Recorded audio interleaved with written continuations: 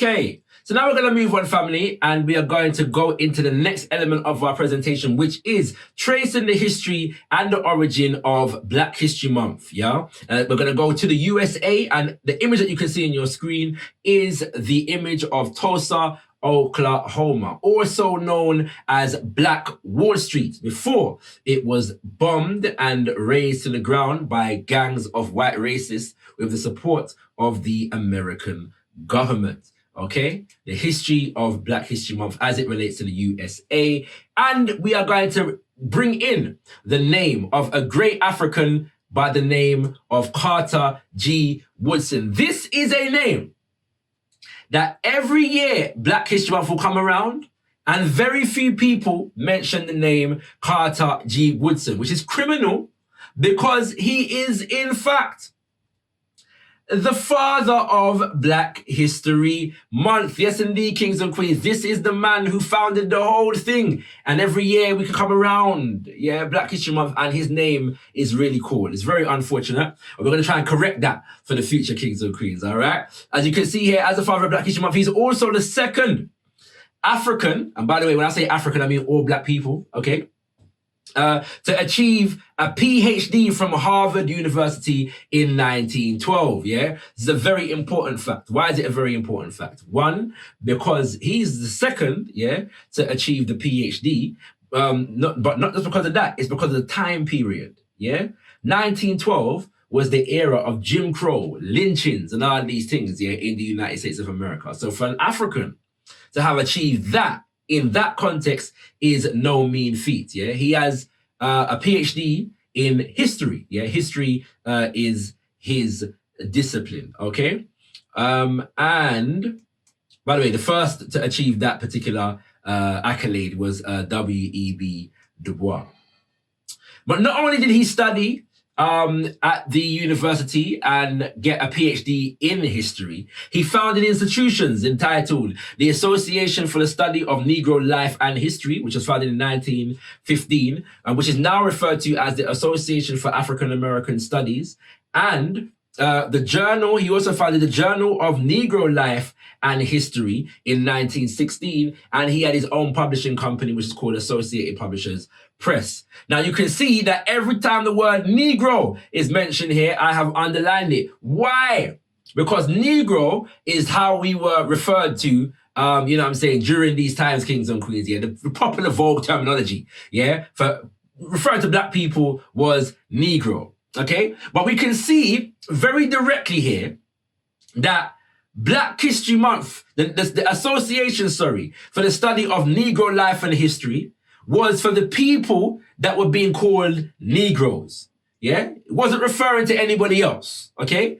The Association for, the Journal of Negro Life and History was talking about the life and history of the people referred to as Negroes. Wasn't talking about anybody else, okay? All right, bear this in mind.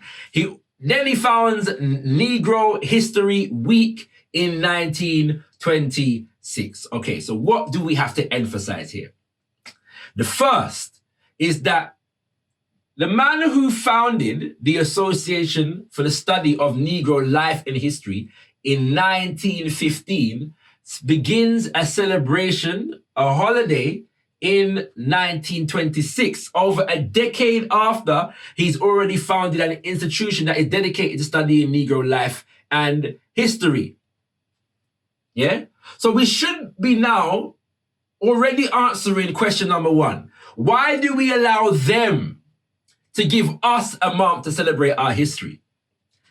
That question should never be asked because it's based upon a faulty premise. It was our ancestors who developed this celebration to serve our purposes. The purposes we're going to get into in a second. So we can already deduce from this also that Black history, for those who founded Negro History Week, it was never the intention for us to confine the study of our history, the celebration of our ancestors, to the period, whether it's a week or a month, of the celebration. We know this because for a whole decade before Black History Month, the people that founded it a whole decade before Negro History Week, the people that found it had an institution that was studying the history of black people 24/7, 365. Yes? So we need not be asking the question, why do we allow them to give us a month to celebrate our history? That's the first point. The second point is, by the use of the term Negro, we know exactly who this celebration was for. In recent years, we've learned in the UK that people are trying to initiate something called Diversity Month and refashion Black History Month into Diversity Month. And also, in years gone by, we've seen various different borough councils take up the celebration of Black History Month and include things like Indian drumming, in the celebration, or Chinese dancing, dragon dancing, Irish river dancing, and all these kinds of things. And there's nothing wrong with these things in their place, all right? Everything is good. All cultures have their beauty, okay? However, when I was going to school in this country, East London to be specific, we have in East London quite a sizable Asian community. And at different points in the year, they would set aside time for us to observe any number of holidays that were important to the Asian community. Eid, Guru Nanak celebrations, Raman Sita, and all these things.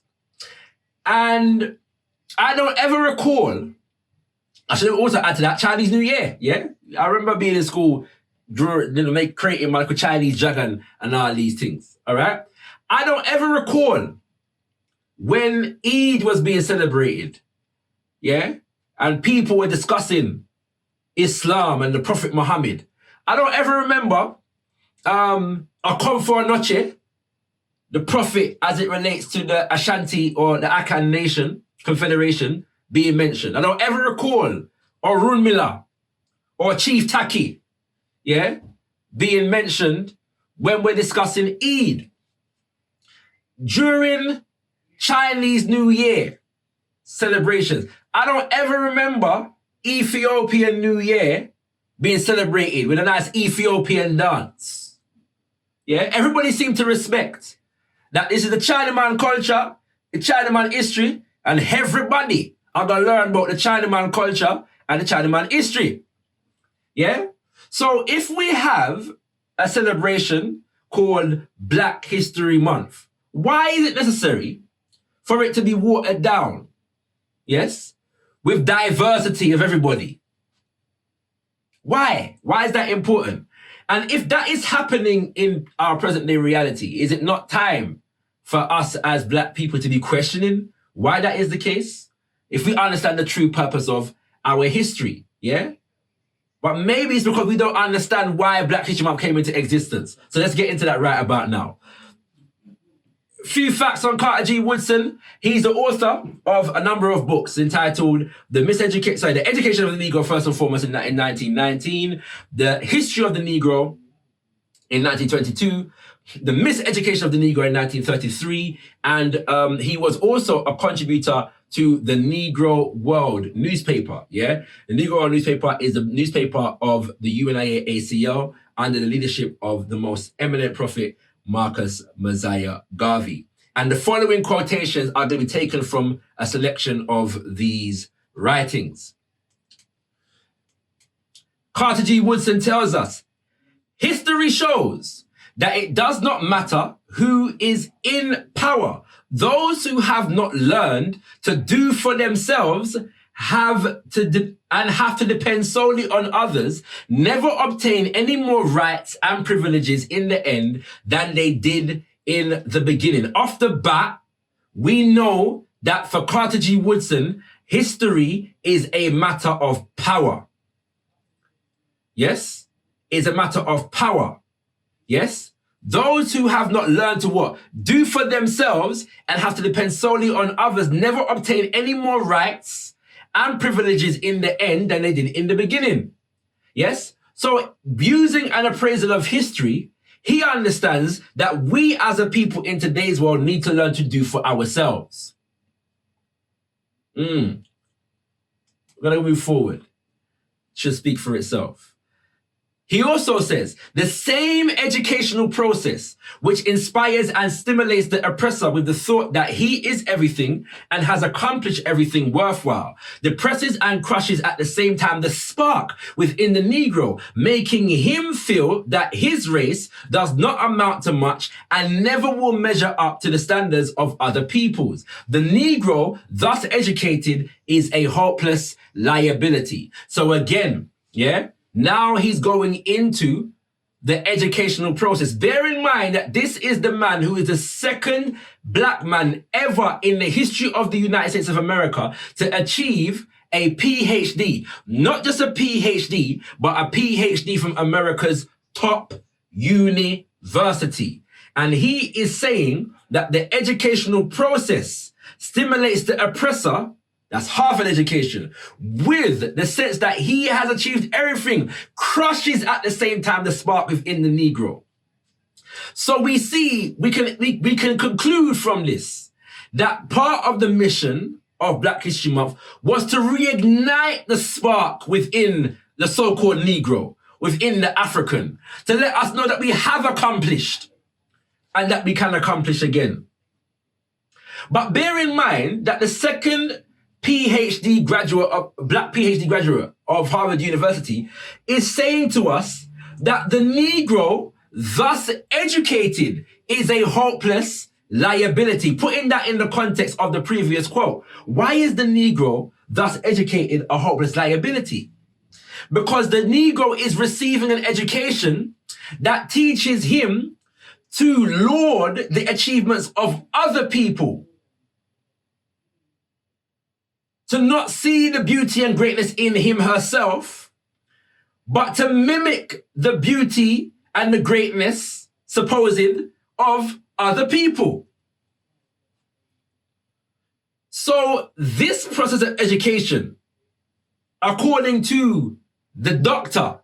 Carter G. Woodson, makes us a liability to ourselves because it doesn't teach us to do for ourselves. Not only does it not teach us to do for ourselves, it teaches us that we are not worth doing for, because our ancestors have never done anything. So if we receive an education that depresses and crushes the spark within us, we now need an education that ignites the spark within us. And for Carter G. Woodson, this begins with history. Okay? All right.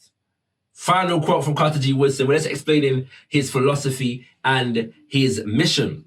Famous quote: when you control a man's thinking, you don't have to worry about his action. You don't have to tell him not to stand here or go yonder. He will find his proper place and will stay in it. You do not need to send him to the back door. He will go without being told. In fact, if there is not a back door, he will cut one for his special benefit. His education makes it necessary. This relates now all the way back to the quotation that we got in our understanding of history about memory.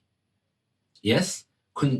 Amnesia. Induce a form of collective amnesia, and then you give those people a history that serves your purposes. You control their thinking because you control their history. You control their history, you control their understanding of themselves. And if you control their understanding of themselves, you can get them to serve you without question. Yes? So, Carter G. Woodson, for Dr. Carter G. Woodson, the teaching or the revival or a proper appreciation of our history was to serve the purpose of getting us to be able to create, cut out, and produce doors for ourselves to walk through on our own terms. Yeah? Very important that we read the Miseducation of the Negro, okay? in order to get a proper appreciation of the impact of the education system on Black people and what we need to do to reverse the impacts of said education system. The man is telling us that this education system as it stands has a retrogressive impact upon us as Black people, and we need to do something to change that reality. All right?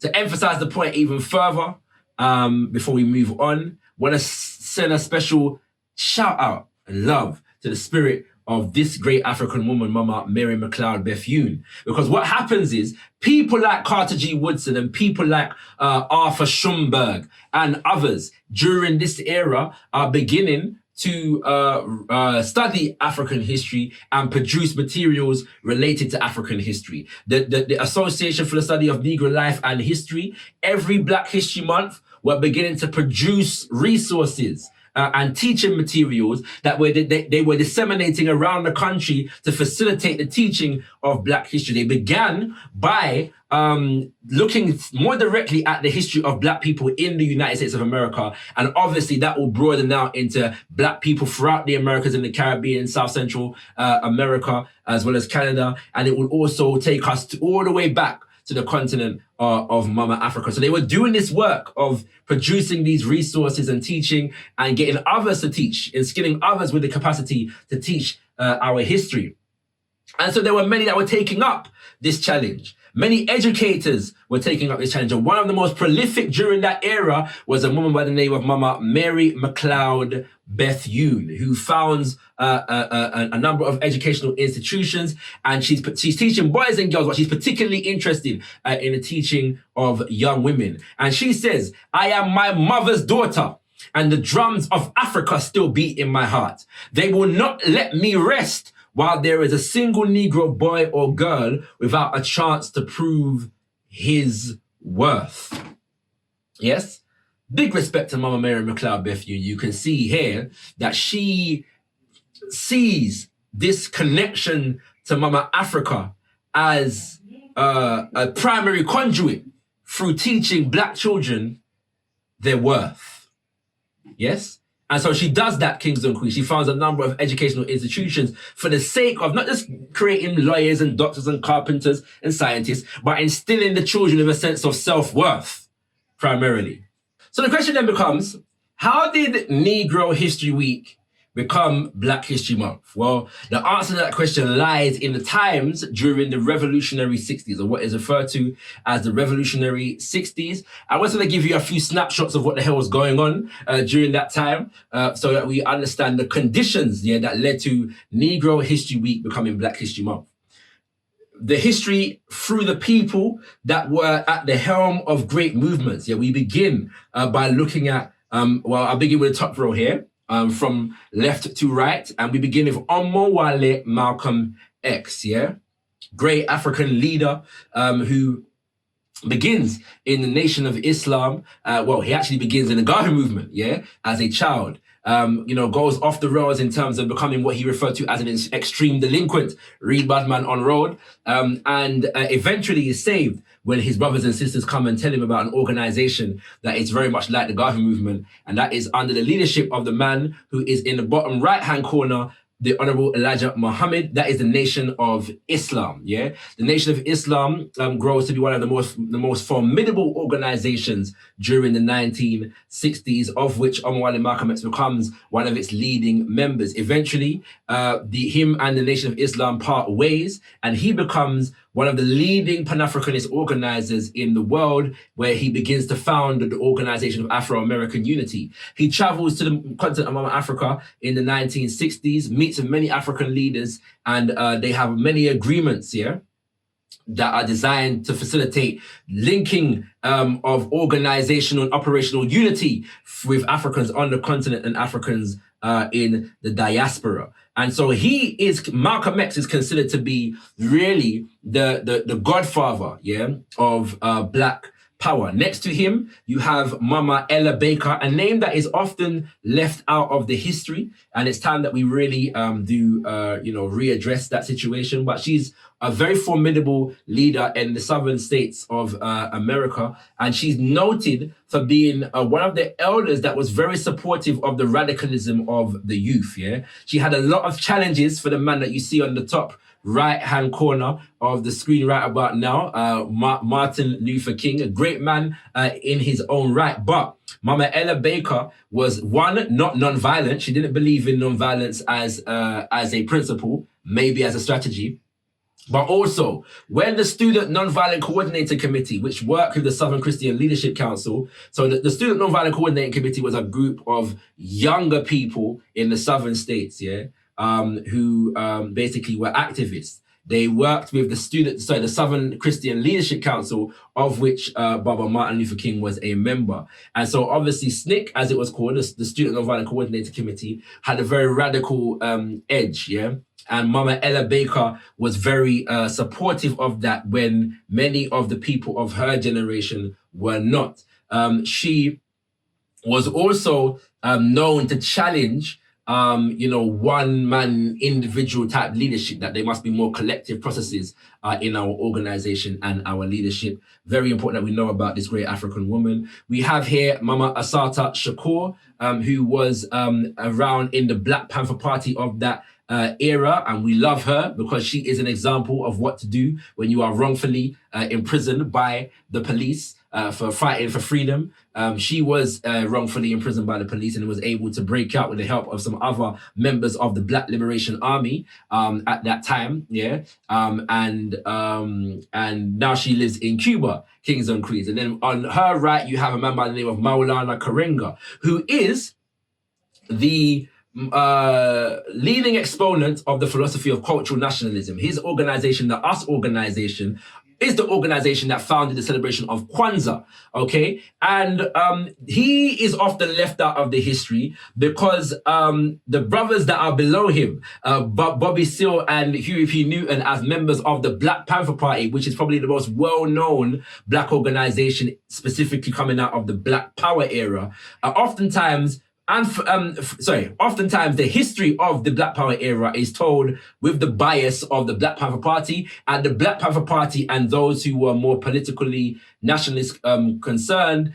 had friction with the US organization and those who were more culturally nationalist concerned, Kings and Queens. And so this friction has led to many people siding with the Panthers in terms of how the history is told. However, it's important to note that with the example of Mama Assata Shakur, when she departs the Panthers, a number of other organizations developed. The two most foremost are the Black Liberation Army and the Republic of New Africa, yes? And in a sense, what they did was they were kind of you could say, they were kind of an amalgamation of those fractured, those discordant tendencies, So they brought together that hardline left political analysis with some more cultural Africa-centered analysis and built another organization or many other organizations in that context. And the father, I said Omwale Malcolm X is that the godfather of Black Power. The actual father of Black Power is the man on the bottom left-hand side, Kwame Ture. And he is a member of the Student Nonviolent Coordinating Committee that I mentioned earlier. And through his development, he founds the original Black Panther Party in the southern states, which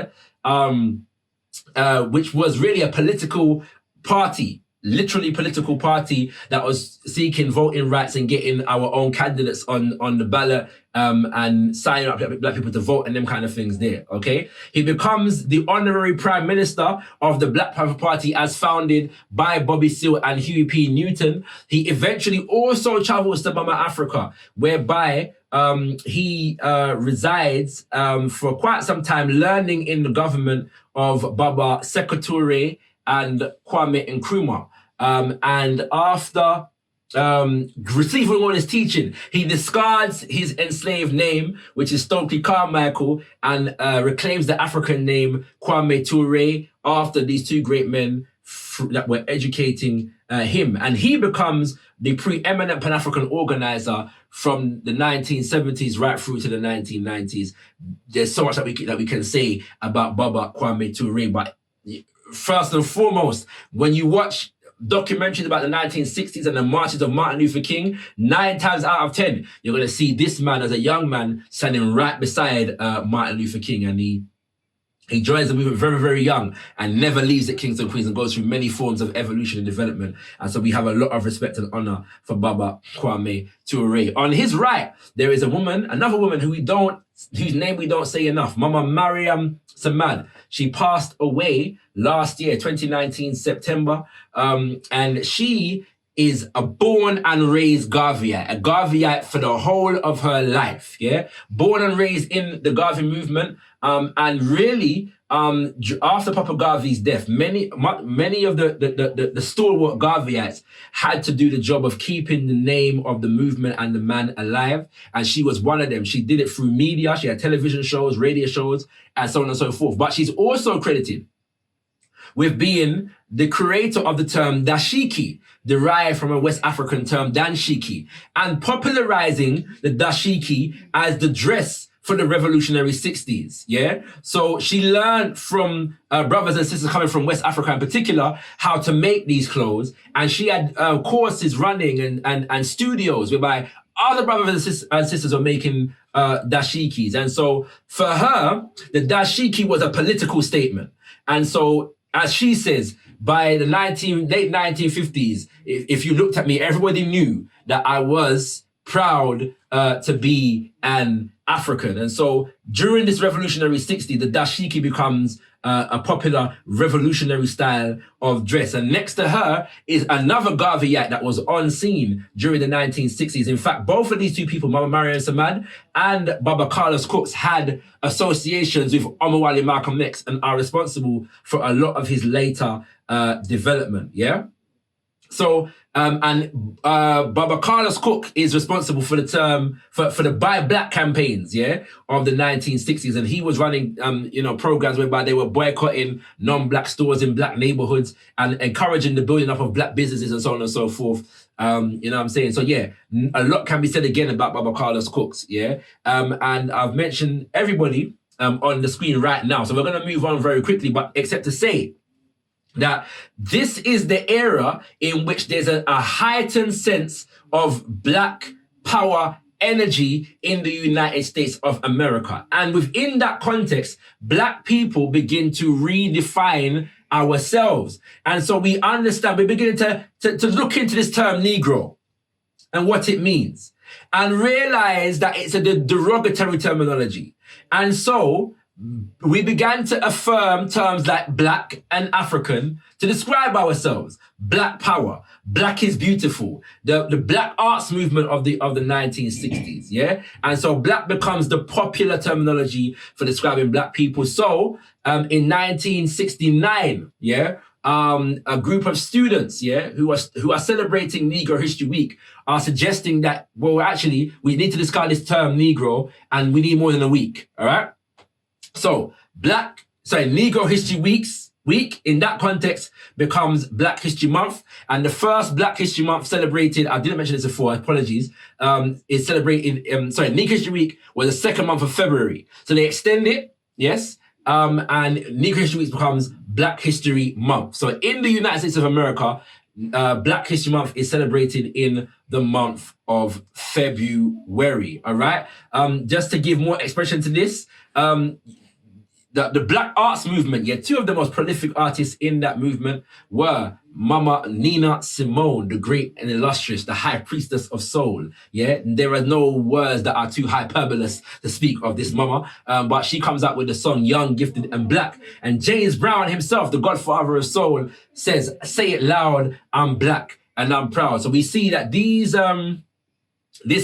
era of self-definition is having an impact upon the popular artistry of black people. So the term Negro was outdated, yeah? Yeah, it was not vogue anymore. So we had to, use the terms of the time. But, kings and queens, the black power era yeah, in the 1960s America was not exclusive to 1960s America. There was a revolutionary era taking place across the black world. And some of these names I've already mentioned, but you can see here, the Osagyefo Kwame Nkrumah. We mentioned him first because he was really at the center of the Pan-African revolutionary activity in the 1950s and 60s, yeah? 1957, Ghana gets independence, all right, from Britain. And this is a cause for celebration for the black world in general, yeah? Because this is the first black nation or nation run by black people on the continent to have been granted independence. And so Africans in Jamaica, Trinidad, Barbados, France, Belgium, America, wherever we were celebrating the independence of Ghana. Lord Kitchener, yeah, the Calypsonian, has a song called Ghana. Ghana is the name we wish to proclaim. We will be happy, merry, and gay. The 6th of March, Independence Day. Yeah, why is an African in Trinidad writing a song about the independence of Ghana even before Trinidad has been given its independence? Because this global energy of black power was consuming the black world. Kwame Nkrumah goes on to sign a union document, yeah, with Ghana, Guinea, and Mali. Guinea, then governed by Baba Sekou Touré, who you see pictured here, and Mali, then governed by Baba Modibo Keita. Interestingly enough, though, this is was a link here between what was called the English-speaking West Africa and French-speaking West Africa. Okay, so what we see here, yes, is the fact that these borders that were drawn up by colonizers were not to be respected, and they were trying to get a union government. Yeah, and later on, in fact, yeah, in 1960. And I'll show you the document after this slide right here. 1960, Ghana, Nkrumah signs a secret agreement because they understand that there's still colonizers around the place. They kept this one secret. A secret agreement with Patrice Lumumba in the Congo, yes, in the Congo in 1960, Patrice Lumumba becomes the first prime minister of independent Congo. And him and Kwame Nkrumah signed a secret agreement for Congo to join the Union of African States.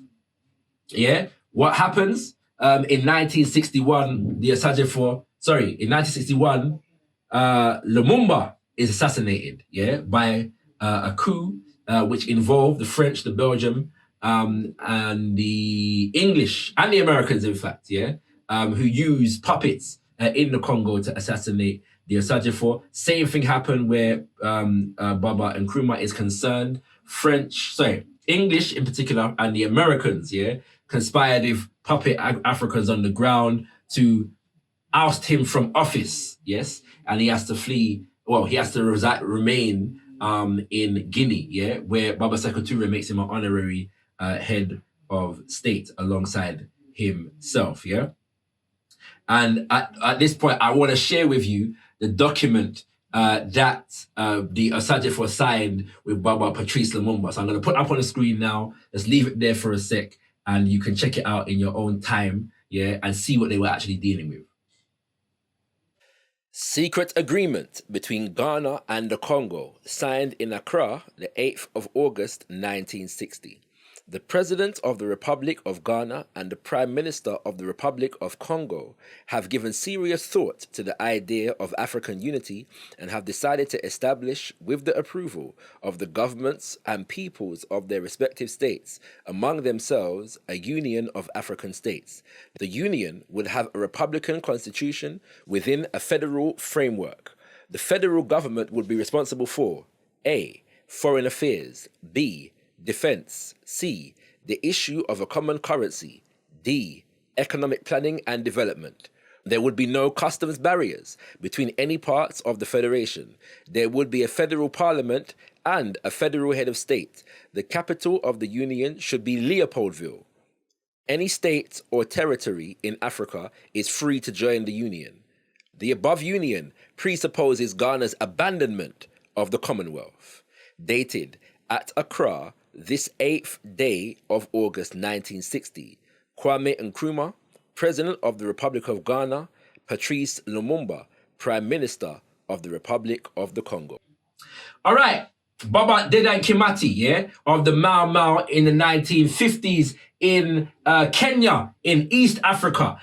Papa Omowale Malcolm X said it took for the Mau Mau to bring liberation and independence to not just Kenya, but half of Africa. Because he said that what the Mau Mau were doing in terms of rebelling against, yeah, the British, yeah, pick up some cutlass and thief some gun and just went to war against colonialism. The British did not want that to take place in any of his other colonies, yeah? So they knew they could not sustain the system of colonialism for much longer, just in case that energy began to sweep the entire continent. So we want to big up Baba Dedan Kimathi and the entire Kenya Land and Freedom Army, also known as the Mau Mau.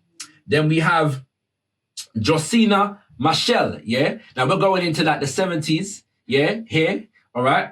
Who is the wife, yeah, the first wife of Baba Samora Machel. And I've grown to have a lot of love and appreciation for this particular ancestor because she dies very young, but very revolutionary. She dies in her 20s, yeah?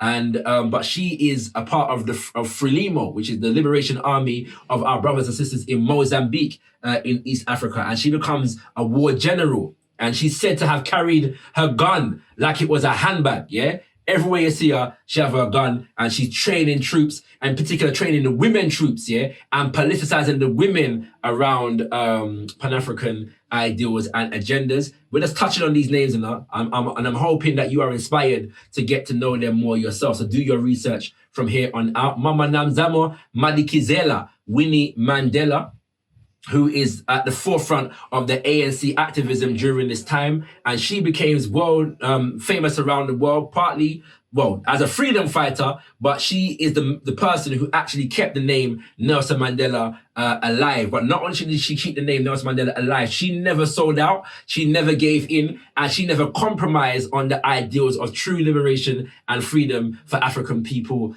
in South Africa and around the world, yeah, kings and queens. So all this, the African National Congress, the Pan-African Congress of Azania comes about in this era. And finally, Amel Kakabral of Guinea-Bissau, another name that we don't call enough, but he was a prolific leader of our people there, an intellectual, a general, and so many other things, kings and queens, yes. But these are the leaders that were on the African continent revolutionizing from the 1960s to 70s, yeah, and so many more. So we're just giving emphasis to the fact that this was a worldwide revolutionary era for Black people. We go to the Caribbean, and a few of the names that we have here are Walter Rodney, kings and queens. Yes, indeed, yeah. From Guyana, yeah, the author of the book, How Europe Underdeveloped Africa, and responsible for, as a university lecturer, he achieved a PhD at the age of, I believe, 26, yeah? And as a university lecturer, travels to Jamaica, yeah, from Guyana, and begins to organize with the Rastafari brethren and sisters there, as well as other political activists, yeah, who are in that region. And then you also have the man by the name of Baba Maurice Bishop, yeah, 1979. The new dual movement comes to power and forms a people's revolutionary government in the island of Grenada. And that people's revolutionary government achieved monumental things, yeah? Baba Maurice Bishop is the Prime Minister of Revolutionary Grenada between 1979 and 1983, when he is in fact assassinated, okay? You just learn more about Maurice Bishop. There is a brilliant speech of him online, yeah?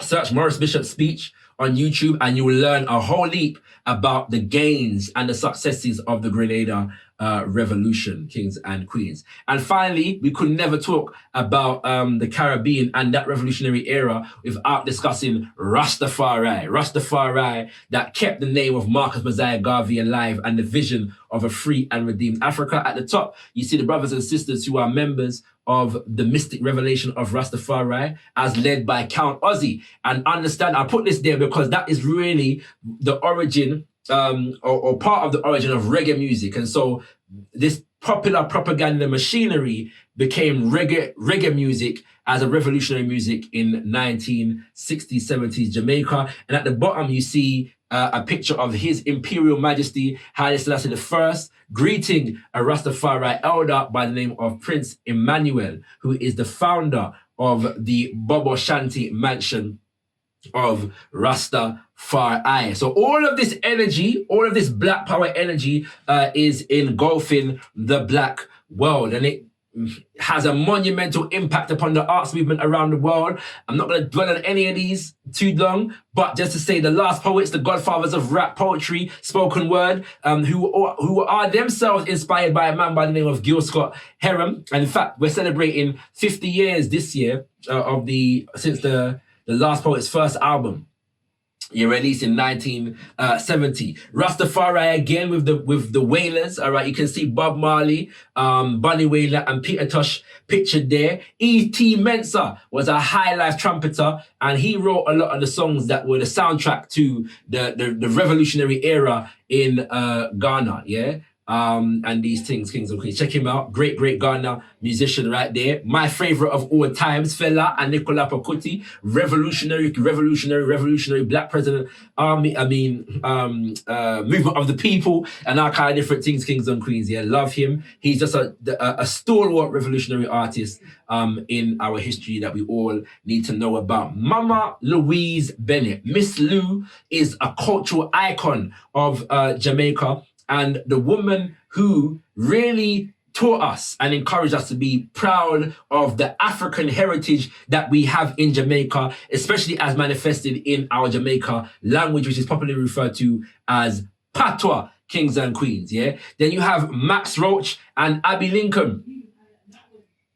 The jazz movement was central to this as well, and Max Roach and Abby Lincoln were central to the development of an album called The Freedom Now Suite, and many other forms of music, Kings and Queens. But these people were very close to the movement on the ground as well. In fact, Max Roach is famous for jumping on stage during a Miles Davis performance with a placard that said "Africa for the Africans at home and abroad." I have never seen a picture of this occasion, if one exists. If you know where that picture exists, please let me know, because I want to see it. Mama Abby Lincoln, though, is a beautiful poet and songwriter, and it wasn't popular for jazz artists during that era to write significant amounts of their material, but she wrote almost everything that she sung. Yeah, man, she's got some beautiful music. The Story of My Father is one of my favorite tunes. She has one called All Africa, and her next one called Africa. Yeah, when she's singing to Mama Africa.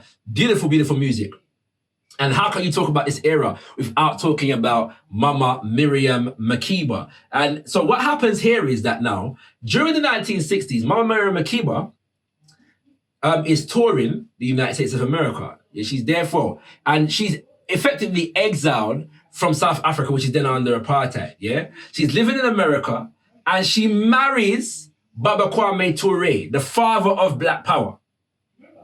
So this union is a powerful one during this era. The day after Mama Miriam Makeba marries Baba Kwame Ture, all of her music is taken off the shelves throughout the record stores of America.